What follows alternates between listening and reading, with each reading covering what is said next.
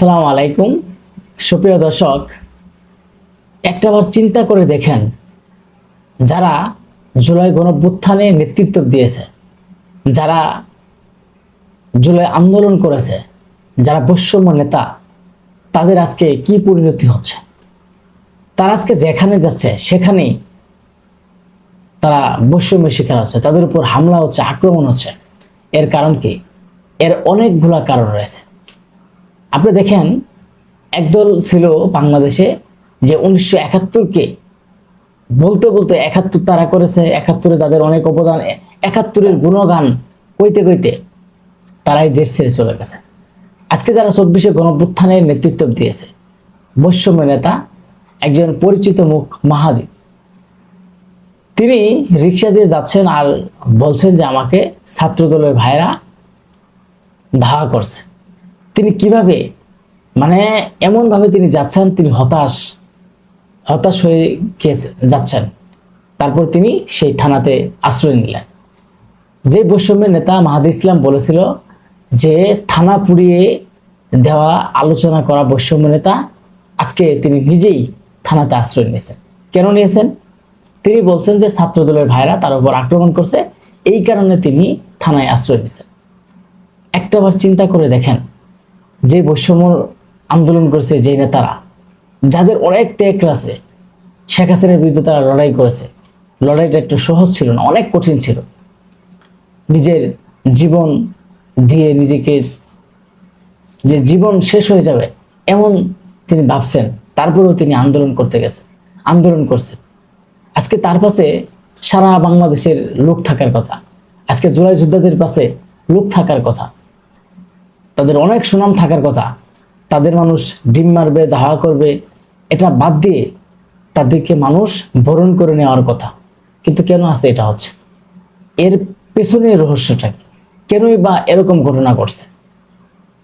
কারণ এই বৈষম্য জুলাই যোদ্ধা নেতারা, যারা পরিচিত মুখ, তারা গত 2টি বছর, মানে ডক্টর মোহাম্মদ ইউনূসের সময় তারা এত আরামায়েশে থেকেছে যা তারা কখনো কল্পনা করেনি। তারা নইকে সই বলছে, সইকে নই বলছে, মানে যখন যা ইচ্ছা তাই বলে তারা চলছে। আজকে যখন বিএনপি সরকার ক্ষমতায় এসেছে, আজকে যখন সেই নিজের ইচ্ছা মতো চলতে পারছে না, নিজের ইচ্ছা মতো কিছু করতে পারছে না, তখন তারা নানা ধরনের উপায় ব্যয় করছে, নানা ধরনের কথা বলছে।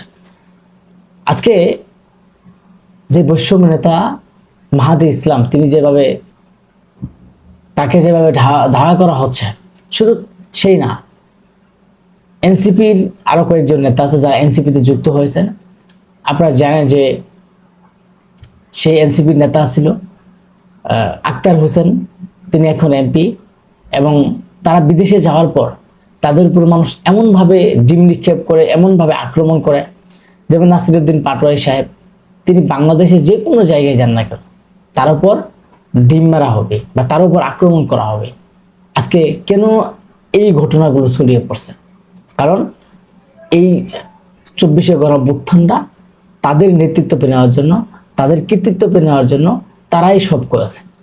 এখন সেই 24-এ গণঅভ্যুত্থানে আমরা দেখেছি যে দল মত নির্বিশেষে সবাই সেখানে অংশগ্রহণ করছে, সবাই সেখানে অংশগ্রহণ করে, সবাই একটা আন্দোলন করে, সেই আন্দোলনের মাধ্যমে শেখ হাসিনাকে এই দেশ থেকে তাড়িয়ে দেওয়া হয়েছে এবং নতুন একটা বাংলাদেশের সূচনা তৈরি হয়েছে।